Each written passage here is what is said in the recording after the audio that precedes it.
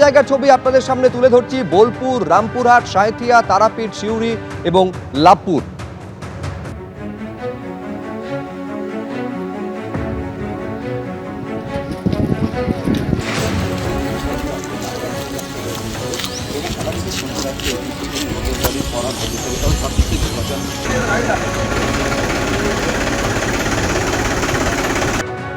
দেখুন, অত্যন্ত দুটো গুরুত্বপূর্ণ বৈঠক আজকে রয়েছে। একটা হচ্ছে কলকাতা হাইকোর্টে মহামান্য প্রধান বিচারপতির উপস্থিতিতে বৈঠক হবে কমিশন এবং যারা জুডিশিয়াল অফিসার রয়েছেন তাদের সঙ্গে, এবং দ্বিতীয় বৈঠক রয়েছে সন্ধ্যে 7টায়, যেখানে আপনারা জানেন যে 1 মার্চ এবং 10 মার্চ দু দফায় 480 কোম্পানি কেন্দ্রীয় বাহিনী আসছে।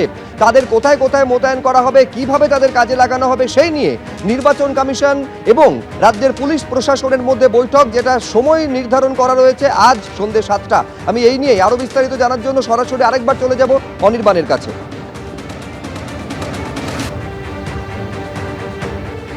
শুভজিৎ, একদমই বিকেল 5টার যে বৈঠক, সে বৈঠকের পরে কিন্তু আরও একটি গুরুত্বপূর্ণ বৈঠক রয়েছে।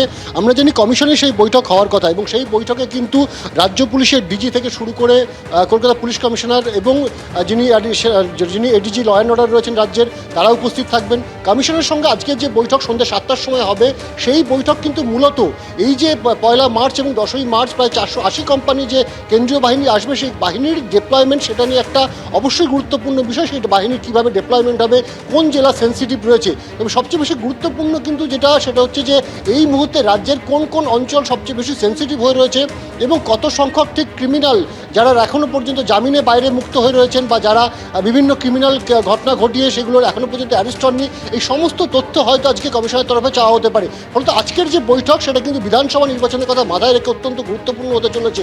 কারণ তুমি জানো যে যখন থেকে ভোট ঘোষণা হয়ে যাবে, নির্বাচনী যে বিধি, সেই বিধি লাগু হয়ে যাবে, তার আগেই কিন্তু প্রস্তুতি শুরু করে দিয়েছে নির্বাচন কমিশন, এবং বলা যেতে পারে যে সিইও অফিস। এবং সিইও অফিসের আজকের এই বৈঠক, সেই বৈঠকে একদিকে যেমন এই যে বিপুল সংখ্যক বাহিনী আসতে চলেছে আগামী 10 তারিখের মধ্যে, সেই বাহিনীর মোতায়েন নিয়ে যেমন আলোচনা হবে, ঠিক পাশাপাশি কোন কোন জেলাগুলোর কোন কোন অংশে সবচেয়ে বেশি সেন্সিটিভ হয়ে রয়েছে, সেই অংশে কত পরিমাণ বাহিনীর প্রয়োজন, সেটা নিয়ে কিন্তু রাজ্যের তরফ থেকেও রাজ্যের কাছ থেকেও কিন্তু রিপোর্ট চাইতে পারে সিইও অফিস। এবং সেই মোতাবেক প্রয়োজনে যদি আরও বাড়তি ফোর্স আনানোর দরকার পড়ে, সে কারণে রিকুইজিশন, সেই রিকুইজিশন পাঠানো হতে পারে কেন্দ্রীয় স্বরাষ্ট্র দপ্তরের কাছে। ফলত আজকে কিন্তু কমিশন এবং সিইও অফিসের তরফ থেকে কিন্তু রাজ্য সরকার বা রাজ্য প্রশাসনের সঙ্গে কথা বলে একটা ছবি, তারা ব্লুপ্রিন্ট তৈরি করতে চাইছেন যে রাজ্যের এই মুহূর্তে আইন শৃঙ্খলা পরিস্থিতি কী, কোথায় কত প্রয়োজন বাহিনীর, এবং প্রয়োজন হলে আরও কত বাহিনী আনানো হতে পারে, এবং সেক্ষেত্রে দেখা যেতে পারে যে রাজ্যের হাতে এই মুহূর্তে কত সংখ্যক বাহিনী রয়েছে, তাদেরকে কীভাবে কাজে লাগানো যেতে পারে। এই সমস্ত বিষয় নিয়ে বিস্তারিত আলোচনা যে হবে আজকে, এমনটাই কিন্তু আমরা কমিশন সূত্রে জানতে পারছি। শুভজিৎ। বেশ অনির্বাণ, আপাতত তোমাকে ধন্যবাদ। অর্থাৎ এই যে রাজ্যে কোথায় কোথায় সংবেদনশীল, অতি সংবেদনশীল এলাকা রয়েছে, তা নিয়েও আজকের গুরুত্বপূর্ণ বৈঠকে পর্যালোচনা হওয়ার সম্ভাবনা রয়েছে। আমি এইখানে একবার আপনাদের দেখাতে চাইবো, এই যে 480 কোম্পানি কেন্দ্রীয় বাহিনী 2 দফায় ভোটের দিন নির্ঘণ্ট ঘোষণা হওয়ার আগেই আসতে চলেছে, তা নিয়ে কটাক্ষ করেছেন রাজ্য সরকারকে, শাসক দলকে বিজেপি বিধায়ক অগ্নিমিত্রা পাল। কি বলছেন দেখব।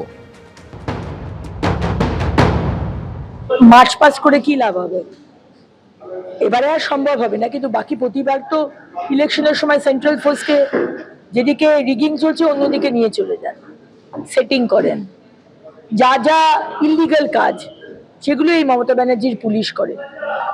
এখন দেখাচ্ছেন আপনারা বিরাট আনবায়াসড, আপনারা একদম নিউট্রাল হয়ে কাজ করবেন, তা কিন্তু নয়।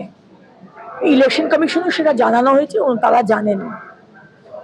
মানে চাপকে যাতে সোজা করা যায় এই মমতা ব্যানার্জির পুলিশকে, যাতে কোনো রকম ইলেকশনের দিন বদমাইশি চালাকি না করতে পারে, সেই ব্যবস্থা করা হচ্ছে। আজ মমতা ব্যানার্জির ভাইরা, যারা গুন্ডা, যারা বুথ রিগিং করে, এই অনুব্রত বাবুর মতো, কাজল শেখ বাবুর মতো, লাভপুর ওইসব অঞ্চল, তো তারাই তো নকুলদানা খাওয়ায় না, খাওয়াতে চায়। তো তাদেরকেও বলে রাখা যে ভাববেন না যে অন্য ইলেকশনে যা হয়েছে এবারও তাই হবে। এবারে কিন্তু ইলেকশনটা একটু অন্যরকম হতে চলেছে। কেন্দ্রীয় বাহিনী এসে পৌঁছানোর আগে রাজ্য পুলিশের টহলদারি শুরু হয়ে গেল। বীরভূমের একাধিক জায়গায় আজকে এই ছবি দেখা গিয়েছে। 6 জায়গার ছবি আপনাদের সামনে তুলে ধরছি। বোলপুর, রামপুরহাট, সাঁইথিয়া, তারাপীঠ, সিউড়ি এবং লাভপুর।